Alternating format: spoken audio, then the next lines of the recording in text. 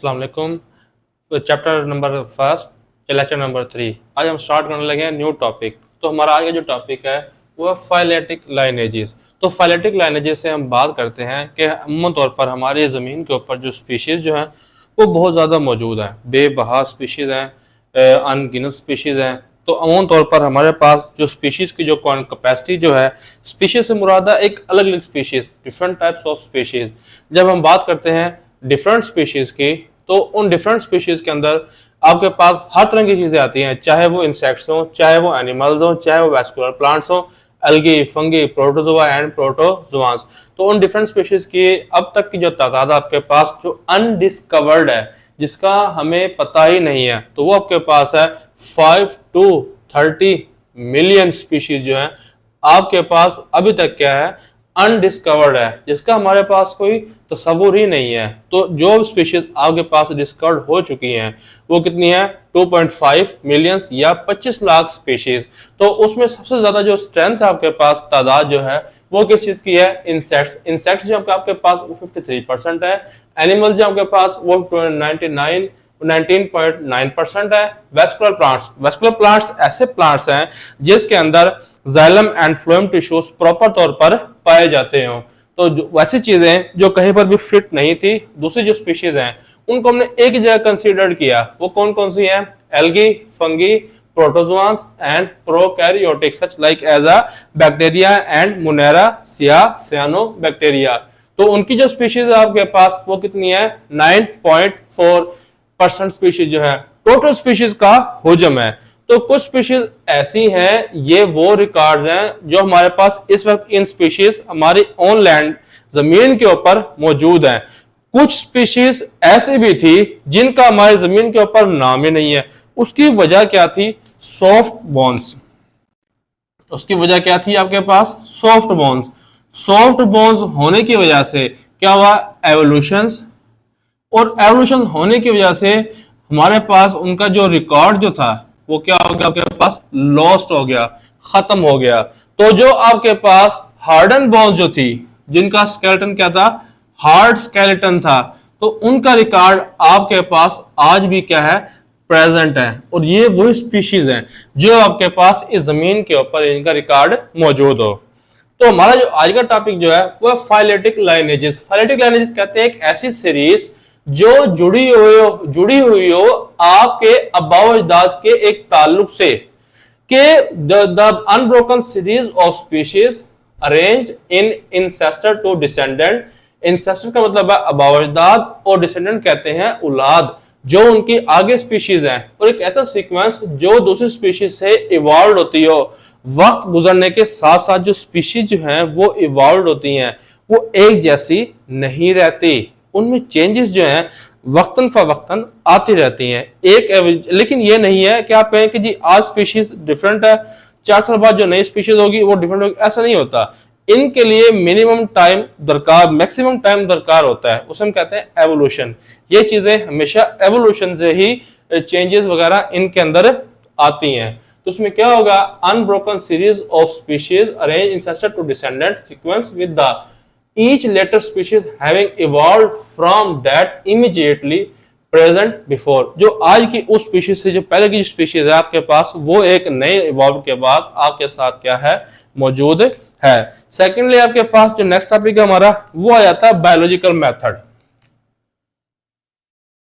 Biological method की जो definition है वो बिल्कुल सिंपल सी, आसान सी है, जो मैं आपको बताने लगा हूं। Those method in which biological problems are solved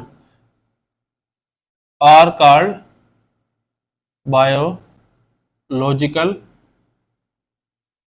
method. Biological method जिसके अंदर किसी भी कोई प्रॉब्लम आपके पास मौजूद हो और आप उसे हल करना चाहते हो, तो उसे नाम देते हैं किस चीज का, बायोलॉजिकल मेथड का। किसी भी बायोलॉजिकल मेथड को हल करने के आपके पास कुछ बेसिक स्टेप्स हैं। तो वो बेसिक स्टेप्स कौन कौन से होते हैं आपके पास, basic steps of biological method. तो सबसे पहले जो मेथड जो आता है आपके पास, जो नाम आता है उसको हम कहते हैं recognitions of biological data. Secondly आपके पास आता है ऑब्जर्वेशन। ऑब्जर्वेशन बायोलॉजिकल डाटा में सबसे इंपॉर्टेंट है मेथड के अंदर। सेकेंडली आपके पास आ जाता है हाइपोथेसिस एंड सेकंड, फिर उसके बाद आता है आपके पास डिडक्शन। डिडक्शन के बाद आपके पास आता है एक्सपेरिमेंटेशन।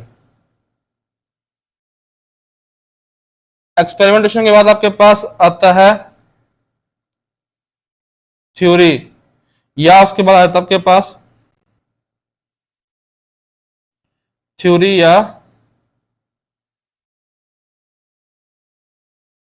प्रिंसिपल। ठीक है, अच्छा जी। आपके पास फर्स्ट ऑफ ऑल सबसे पहले आता है recognition of the biological data, कि कोई भी जो बायोलॉजिकल जो डाटा जो है आप उसे रिकॉग्नाइज कराएं। कोई भी आपके पास कोई डिजीज आप नाम दे सकते हैं, कोई भी आपके पास क्या हो, कोई भी ऐसी खास डिजीजेज हो such like as a malaria. आपको मलेरिया का हाउ नाउ ना हो, लेकिन आप उसे अपने लिए एक बायोलॉजिकल प्रॉब्लम्स का नाम देते हैं। अच्छा जी, जब आपने उसको दे दिया तो सबसे पहले जब कोई भी आपके पास प्रॉब्लम जब आती है तो उसे हम रिकॉग्नाइज करते हैं इसके साथ एक ऑब्जर्वेशंस के पास। ऑब्जर्वेशंस को हल करने के लिए खुदा ने आपको कुछ सेंसेस दिए हैं। क्या दिए हैं आपको? सेंसेस। के उन सेंसेस से आप उस चीज को महसूस करें।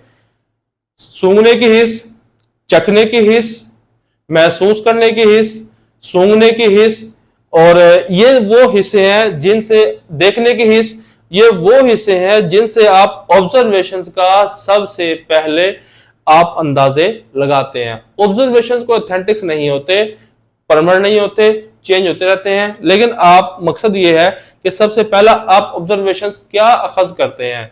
जैसा कि एक मिसाल आपकी किताब में दी गई है ऑब्जर्वेशन की, जो एग्जांपल जो है आपके पास वो कौन सी एग्जांपल है कि water is heavier than ethanol. Water is heavier than ethanol. और सेकेंडली आपके पास दी गई है कि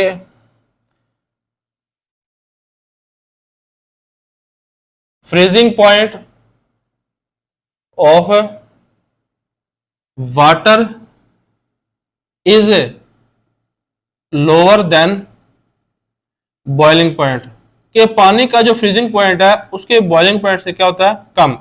अब हमें नहीं पता कि इसके अंदर कम या ज्यादा क्या होगा। तो ऑब्जर्वेशन जो है वो दो तरह के होते हैं। तो जो ऑब्जर्वेशन मैंने ये सबसे पहले जो हमने लिखा है ये ऑब्जर्वेशन, इसको आप नाम देते हैं क्वालिटेटिव ऑब्जर्वेशंस। क्या नाम देंगे इसको हम? Qualitative observation. सेकेंडली आपके पास आता है क्वालिटेटिव ऑब्जर्वेशन, कि जिसके अंदर आप क्वालिटी का जिक्र करो कि वाटर जो आपके पास, उस वाटर के 1 लीटर वाटर में आपके पास 1000 ग्राम क्या होता है? 1 लीटर में 1000 ग्राम होंगे। अगर मैं बात करूं यहां पर एथेनॉल की, तो एथेनॉल के 1 ग्राम 1 लीटर के अंदर सिर्फ 789 क्या होंगे? ग्राम्स मौजूद होते हैं। तो वाटर जो है डेफिनेटली क्या होगा? इससे हैवियर होगा, किसी से? एथेनॉल से। इसी तरह अगर हम बात करें कि वाटर का जो फ्रीजिंग पॉइंट है वो आपके पास कितना है? 0 डिग्री। अगर मैं बात करूं इस तरह उसके बॉइलिंग पॉइंट की, तो बॉइलिंग पॉइंट जो आपके पास वो कितना होता है? 100। टोटली डिफरेंट है कि एक चीज में जस्ट आपको क्वांटिटेटिव बताते हैं, क्वांटिटेटिव बताते हैं, लेकिन दूसरी जो चीज जो है उसके अंदर बताते हैं क्वालिटेटिव, के उसकी क्वालिटीज क्या है, कि वाटर 1 लीटर एथेनॉल से किस तरह हैवियर है। वाटर जो 1 लीटर वाटर है उसमें 1000 ग्राम होते हैं और एथेनॉल के 1 लीटर में 789 ग्राम होते हैं। इस तरह वाटर का जो बॉइलिंग फ्रीजिंग पॉइंट है, जिसको पानी बर्फ में कन्वर्ट हो जाता है, वो 0 है, और उसका जो बॉइलिंग पॉइंट है वो कितने में आता है, 100 पे। तो ये वो ऑब्जर्वेशंस हैं जो ये हम चेक करते हैं। सेकेंडली आपके पास आ जाता है हाइपोथेसिस। तो हाइपोथेसिस जो है वो एक फर्जी मफरूजात होते हैं। हाइपोथेसिस हाइपोथेसिस कहते हैं the tentative explanation and observation. मुशाहिदात की बुनियाद के ऊपर जो बनाए जाने वाला जो मफरूजा जो है उसे हम हाइपोथेसिस का नाम देते हैं। अब हाइपोथेसिस जो है बाद दफा गलत भी हो सकता है, हाइपोथेसिस सही हो सकता है, हाइपोथेसिस की स्टेटमेंट जनरल होनी चाहिए, हाइपोथेसिस की स्टेटमेंट टेस्टेबल होनी चाहिए, कि ऐसा ना हो कि ऑब्जर्वेशंस कुछ हो और आपके पास जो हाइपोथेसिस जो है वो क्या हो, डिफरेंट हो। इसी तरह मैं यहां पर लिख देता हूं tentative explanation of observation, tentative explanations of observations are called the hypothesis। इसके बाद आपके पास सेकंड जो आता है डिडक्टिव, डिडक्शंस आते हैं। डिडक्शन जो आपके पास वो दो तरह, वो होते हैं logical consequence of the hypothesis.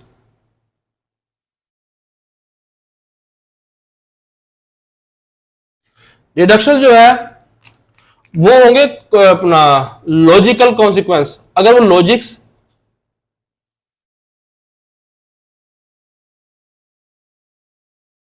Logical consequence जो है वो दो तरह के होंगे। हम फॉर एग्जांपल हम पहला जो मेथड जो है आपका उसे नाम देते हैं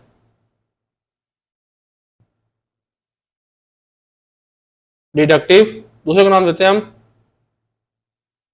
इंडक्टिव। तो दो मेथड डिफरेंट है।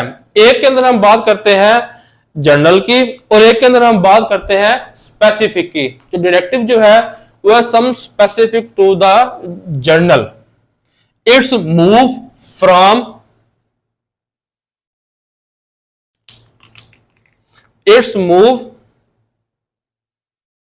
फ्रॉम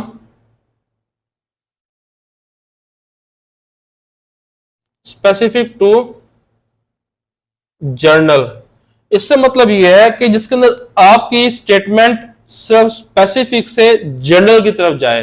फॉर एग्जांपल यहां पे हम मिसाल, अब किताब में जो मिसाल दी गई है वो दी गई है एक स्पैरो की। किसकी दी गई है? स्पैरो की। आप कहते हो कि all birds have wings then sparrow have wings, कि अगर एक तमाम परिंदों के पर हैं तो जाहिर बात है स्पैरो के भी पर हैं। अगर स्पैरो के पर हैं तो इट्स मींस के वो भी क्या होगा, एक बर्ड्स की कैटेगरी के अंदर शामिल होगा। सेकंड लेवल बात करता है कि पौधों के अंदर फोटोसिंथेसिस जो है वो वजह बनती है खुराक बनाने की। अगर हम उन खुराक को, अगर पौधों को उठा के अंधेरे में रख दें तो पौधे खुराक बनाना खत्म कर देंगे। उसका मतलब क्या हुआ कि उन पौधों के लिए जो स्पेसिफिक जो चीज है वो क्या है, सनलाइट। अगर सनलाइट उन्हें नहीं मिलेगी तो उससे क्या होगा, वो पौधे मर जाएंगे। इसी तरह सेकंड आपके पास आता है कि अपना इट्स मूव फ्रॉम, इंडक्टिव के अंदर आएगा from general to specific.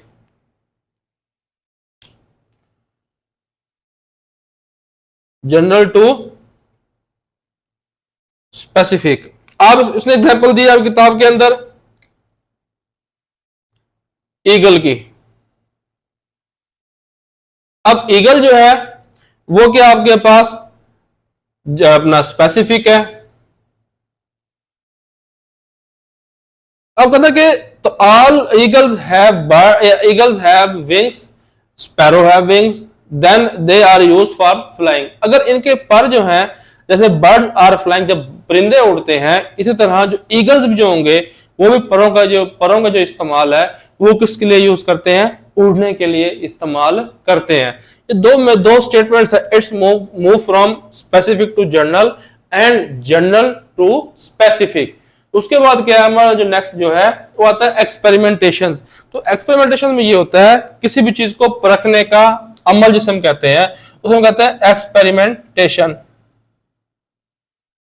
Experimentation के अंदर आते हैं टेस्टिंग, जिसे जैसे कि कोई लैब्स वाले जो होते हैं, जब कोई बायोलॉजिकल डाटा इकट्ठा कर रहे होते हैं तो वो उसको टेस्ट करते हैं, वो आपके इंडिकेशन करते हैं क्या आपके अंदर डिजीजेस है या नहीं है, उसकी नॉर्मल वैल्यूज क्या है और कितनी वैल्यूज होनी चाहिए और आपके अंदर कितनी चीजें हैं। इसी तरह क्या होगा कि जब एक्सपेरिमेंटेशंस के अंदर परखा जाएगा डिडक्शंस को, हाइपोथेसिस को, तो इन चीजों को चेक करने के लिए हम लोग करते हैं क्या, एक्सपेरिमेंटेशन, तजर्बात करते हैं। तो उन तजर्बात के अंदर बहुत सारी चीजें जो है हमें वाज़ेह हो जाती हैं। उन तजर्बात के उस स्टेटमेंट्स को जो लॉजिकल कॉन्सिक्वेंस है उन्हें परखने के लिए आपके पास क्या होते हैं, साइंटिस्ट होते हैं। उन साइंटिस्ट के अंदर कुछ साइंटिस्ट ऐसे होते हैं जो उसको टेस्ट करते हैं, जो 70% जो मेजोरिटी जो होती है वो कहती है they are called the okay, और 30% जो होती है वो उन थ्योरी को क्या कर देगी, रिजेक्ट कर देगी। अब टेस्टिंग के बाद जब वो चीज करेक्ट हो जाती है तो वो चीज आपके पास क्या बन जाती है, थ्योरी। अब थ्योरी जो होती है उसे मजीद चेक किया जाता है। थ्योरी को जब मजीद चेक किया जाता है उसको टेस्ट किया जाता है। जब मजीद उसको टेस्टेबल किया जाए, उसको चेक किया जाए और वो बार बार नॉट रिजेक्ट, अगर वो चीज नॉट रिजेक्ट हो जाए, उसको वो गलत साबित ना हो जाए, फिर वो क्या बन जाता है, प्रिंसिपल्स या लॉ बन जाता है। Law and principle. तो लॉ एंड जो प्रिंसिपल जो होते हैं वो कभी भी रिजेक्ट नहीं हो सकते। आपकी किताब के अंदर है law of independent assortment, law of independent assortments, law of segregation. ये वो लॉ है जिनको बार बार परखने के बाद गलत साबित ना किया जा सका, इसलिए क्या बन गए, लॉ। जैसे कि आप law of inertia, law of inertia, ऐसे बहुत सारे ऐसे लॉज हैं जिनको टेस्टिंग के बाद, थ्योरी के बाद, प्रिंसिपल बनाने के बाद उन्हें रिजेक्ट किया नहीं जा सकता। तो ये था हमारा आज का थर्ड लेक्चर। उम्मीद करते हैं आपको पसंद आया होगा। इसे पसंद आए तो इसे जरूर सब्सक्राइब कीजिएगा। अल्लाह हाफिज।